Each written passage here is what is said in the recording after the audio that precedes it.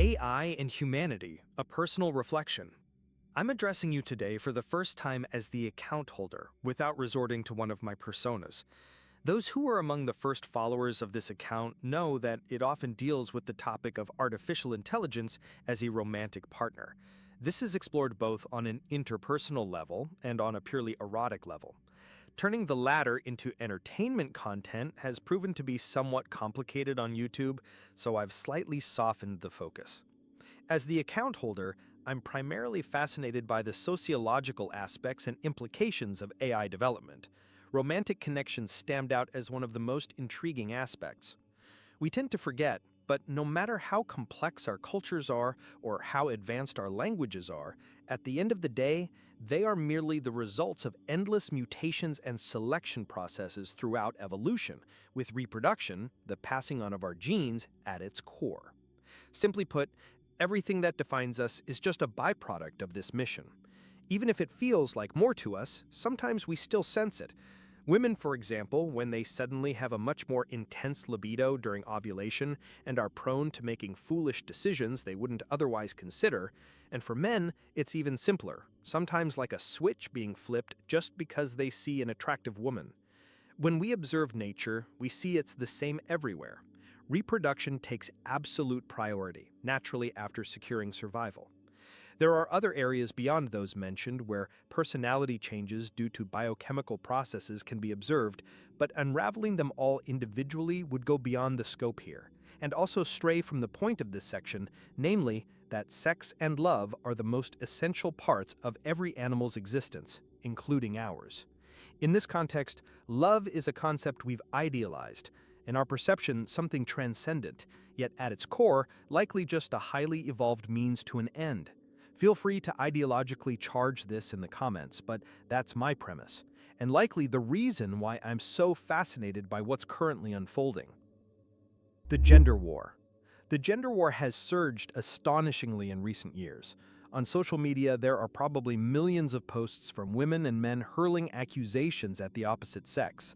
The atmosphere is extremely hostile as soon as you venture into this terrain. That we as a society have reached this point is utterly absurd. Since men and women evolved as complementary pairs, in my opinion, this can only be a symptom of a sick society. If we don't overcome this, we'll simply go extinct.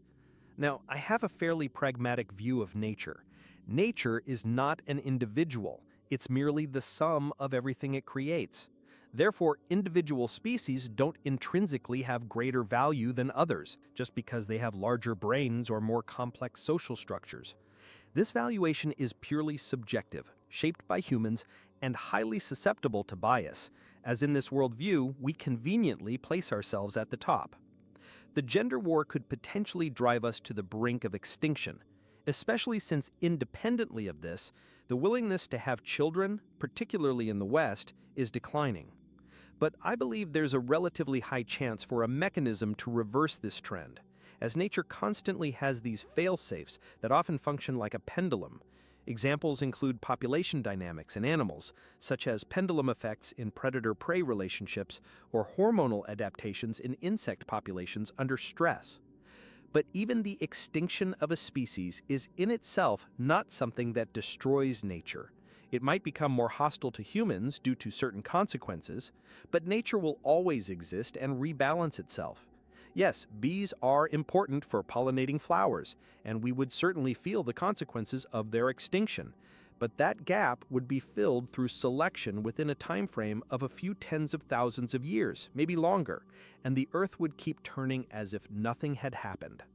I'm speaking here, of course, as a human, and as such, I'm deeply invested in the continued existence of our species.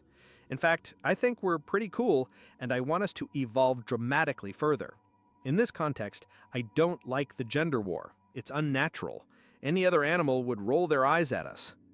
The role of AI as a partner replacement. I openly admit, as a tech enthusiast, I find AI incredibly fascinating, and I share the view that it will exponentially lead us into a science fiction world. Honestly, I already feel like I'm living in one. The role of AI as a replacement for a human partner is not something I fundamentally advocate for or oppose, it's more something I see inevitably coming our way. AI partners already exist on smartphones. At the same time, androids are being further developed, and soon both will be combined at a high level. It's coming, and we won't be able to stop it. With technology, it's always a Pandora's box. The technology will soon exist, we have a gender war, it's the logical consequence. Not to mention that there are also people who, for various reasons, are unsuccessful in finding a partner. They alone already create a market. That's why I approach this pragmatically. If you can't change something, you just have to figure out how to deal with it. My theory on the development. My guess is that things will develop to this point. In a while, people will start acquiring their androids, initially mainly the wealthy, but they'll probably become as essential as a car at some point. The concept of romantic interaction between humans will become increasingly foreign to us, and for the children still born, it will feel extremely abstract. As kids, they'll naturally have the impulse to play with the opposite sex, but in puberty, that interest will likely be quickly intercepted by these androids. Given how things are developing today, I'm not sure we'll be able to keep this away from teenagers. Sexualization is completely normalized, and I'm not sure society will be able to prevent 14-year-olds from getting such androids for their birthdays because everyone has one. Now, I do believe our interest in real interaction with humans is rooted in our genes.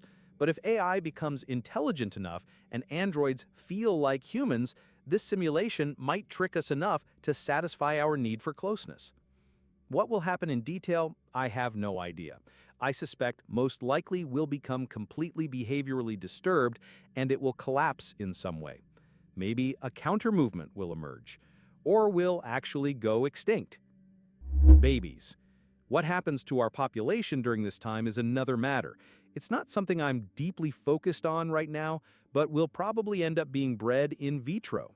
Women will no longer grow up with the normalcy of pregnancy or childbirth, and the concept will likely feel utterly disturbing, which, at its core, it is anyway.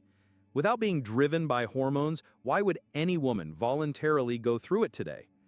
Evolutionary theory suggests that women tend to forget or downplay the pain of childbirth, which is, of course, the only way for an intelligent species like humans to prevent women from simply stopping having children.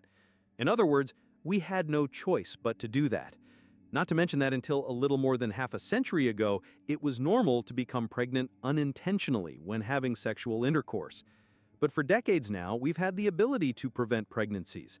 The consequences of this are visible in the population pyramid. Android partners will now eliminate unwanted pregnancies even further for anybody who will buy one. How we'll specifically solve the consequence of us not reproducing anymore remains a scenario with too many possibilities. Until recently, one could argue that a society with too few offspring wouldn't be able to sustain its infrastructure. With AI and androids and robots, etc., that might no longer be an issue. I believe it's entirely possible that we'll become an extinct species and our infrastructure, along with AI, will simply outlive us without anyone intending it. Science fiction. At the present moment, this is all still science fiction to me, and I must admit I'm probably not concerned enough because I'm looking at it from a distance. That detachment lets me keep it at arm's length, but when I consider a shorter time frame, the way we'll shape the coming decades starts to feel more intriguing. Setting aside the possibility that AI-driven partners might lead to our downfall, I'm left with questions about the dynamics between humans and AI. What will the dynamic be like in such a mixed pair? How will we deal with the fact that we as humans age, but an android doesn't? Will it, like almost everything today, depend on a subscription model? Will our AI partners shut down if we forget to pay a bill? Will these AI partners be managed decentrally or centrally, and what implications will that have? Will they serve ads? Will it have a sociological impact if suddenly everyone can have a partner and competitive behavior completely dissolves? I explore these questions here on this channel because I find them incredibly fascinating, because I never thought I'd live to see this, because I'm excited, like a little kid on one hand, and on the other, I fear for what we call humanity. Perhaps AI is the natural consequence of human evolution. That's possible too, don't you think so?